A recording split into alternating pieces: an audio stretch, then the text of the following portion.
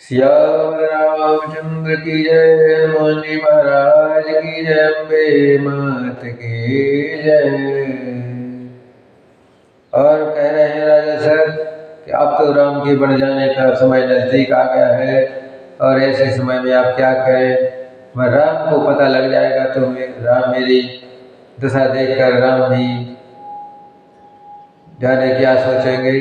और राजा नित्य ही रात के लिए रोज पहर जाग जाया करते थे, किंतु आज हमें बड़ा आश्चर्य हो रहा है कि हे सुमंत्र, जाओ और राजा को जगाओ कि आज्ञा पाकर हम सब काम करें। तब सुमंत्र रावली महल में गए और महल को भयानक देखकर वे बहुत डर गए और ऐसा लगता मानो दौड़कर काट खाएगा, इसलिए दौड़े भागे और गए। सुमंत्र तब रावण माही, देखे भयावह जात डराहि। धाय खाए जनु जाय न धेरा, मनो विपति विषाद बसेरा। पूछे कौन अवतार देई, कह जय भवन भूप कैकेयी। कही जय जीव बैठ सिरोनाई, देख भूप गति गयो सुखाई। जब सुमंत्र महल में गए तो महल को भयानक देखकर डरावने होकर भाग आए और किसी से कुछ कहा नहीं जा सकता और विपत्ति में डाल रखा है। पूछने पर सुमंत्र ने पूछा पर कोई जवाब नहीं दे रहा, कोई बोल नहीं रहा। उस महल में गए जहाँ राजा और कैकेयी जय जीव कहकर जय जय कर वंदना करके बैठे, लेकिन राजा की दशा देखकर सब सुमंत्र भूल गए। और इस प्रकार देखा कि राजा सोच के व्याकुल हो गए, चेहरे का रंग बढ़ गया, जमीन पर ऐसे पड़े मानो छल कमल छोड़कर अब उनकी मर्यादा पड़ी हो। लेकिन मंत्री मारे डर के कुछ कह नहीं सकते और कि तुरंत देखकर चुपचाप कुछ देर खड़े रहे, फिर वहां से चले। परीन राजहीन दिन से हे तु जान जगदीश, राम राम रट भोर किए, कहे न मरम महीश। राजा को रात भर नींद नहीं आई, क्योंकि मन में तो वही टकटकी लगी है कि कहीं राम 14 वर्ष के लिए वनवास न चले जाए। और इससे तो अच्छा है कि राम के जीते जी मर जाओ, क्योंकि राम के बिना राजा दशरथ का जीते जी रहना बेकार है। क्योंकि दुनिया में जो राम के नाम में आनंद है इसलिए, और कुछ नहीं है। इसलिए राजा दशरथ के मन में तो रात में नींद नहीं आई और इस कारण वह जगदीश्वर ही जाने। अब राम राम रट कर उन्होंने सवेरा कर दिया, परंतु सबको भेद राजा कुछ नहीं बतलाते कि क्या बात है। और कहते हैं तुम जल्दी राम को बुला लाओ, तुम आकर समाचार पूछना। राजा का दुख जानकर सुमंत्र चले गए, समझ गए कि रानी ने कुछ कुचाल की है। इस प्रकार सुमंत्र सोच से भी व्याकुल है और रास्ते में पैर नहीं पड़ता, आगे बढ़ा नहीं जाता। सोचते हैं कि राम जी को बुलाकर राजा क्या कहेंगे। किसी तरह हृदय में धीरज धारण करके वे द्वार पर गए। सब लोग उनको मानो सारे उदास देखकर पूछने लगे और कहते हैं सब लोग का समाधान करके किसी तरह समझाकर सुमंत्र वहां से गए जहाँ सूर्यकुल के तिलक श्री रामचंद्र थे। और श्री रामचंद्र जी ने सुमंत्र को आते देखा, पिता के समान समझकर उनका आदर स्वभाव किया।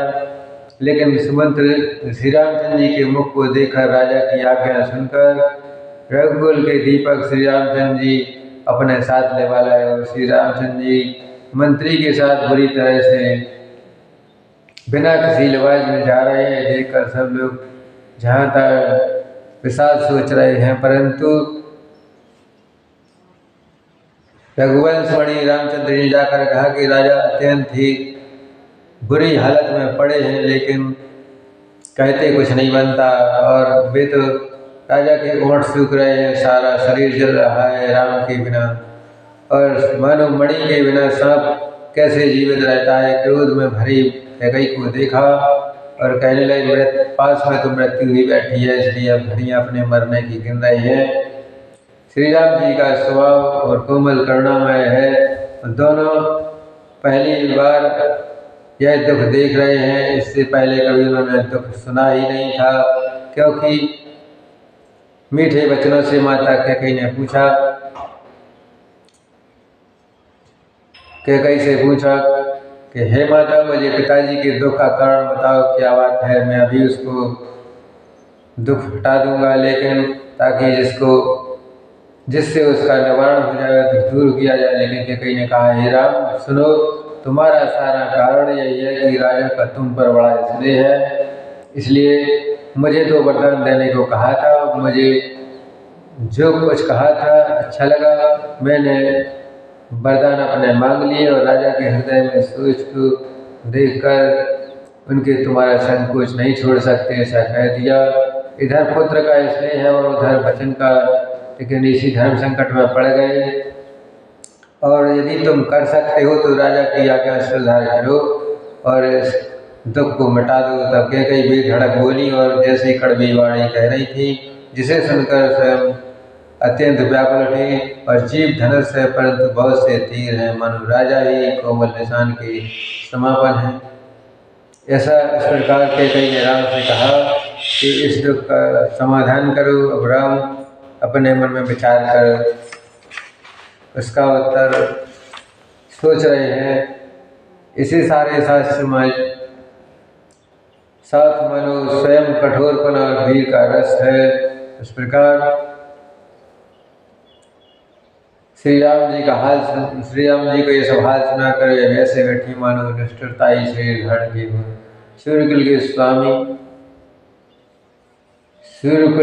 सूर्य स्वामी श्री रामचंद्र जी मन ही मन मुस्कुरा कर जब रहते और कोमल और सुंदर वचन बोले, मानो वाणी के भूषण हो।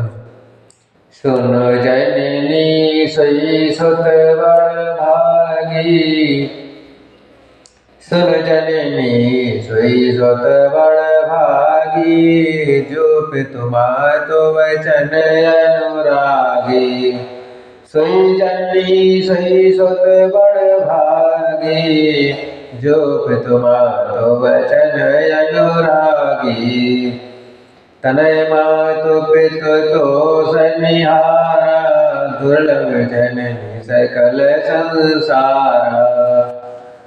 भरत प्राण प्रिय पावहि कारायु, विधि सब विधि मोहि सन्मुख आयु। जो न जाऊ बन ऐसो काजा, प्रथम घने मोहि मूढ़ समाजा।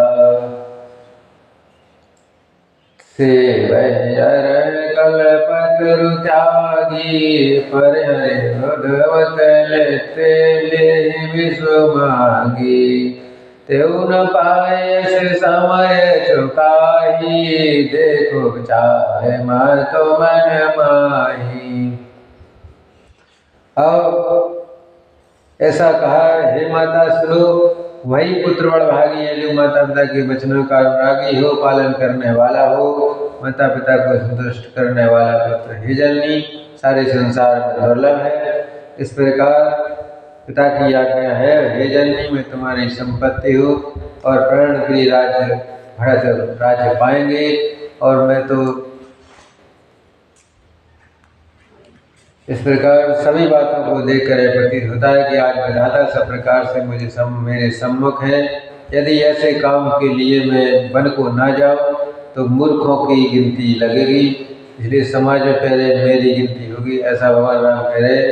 जो कल्प वृक्ष को छोड़कर ऋण की सेवा करते हैं और अमृत को त्याग कर बिना विष मांग लेते हैं, हे माता तुम मन में विचार कर देखो, ऐसा कुछ नहीं है। और हे माता मुझे एक ही दुख है, विशेष हो रहा है कि यह महाराज अत्यंत ही व्याकुल है। ऐसी थोड़ी सी बात है, इसलिए मैं आपका आज्ञा का पालन करूंगा।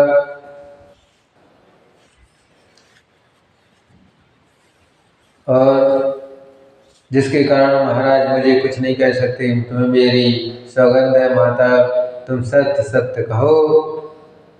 रघुकुल श्रेष्ठ में श्री रामचंद्र जी के स्वभाव ही सीधे वचनों की दुर्भती अर्थ कई टेढ़ा ही करके जा रही हैं, लेकिन राम को उन्होंने ऐसी बात कही। राम भी अब बन जाने के लिए तैयार हो गए।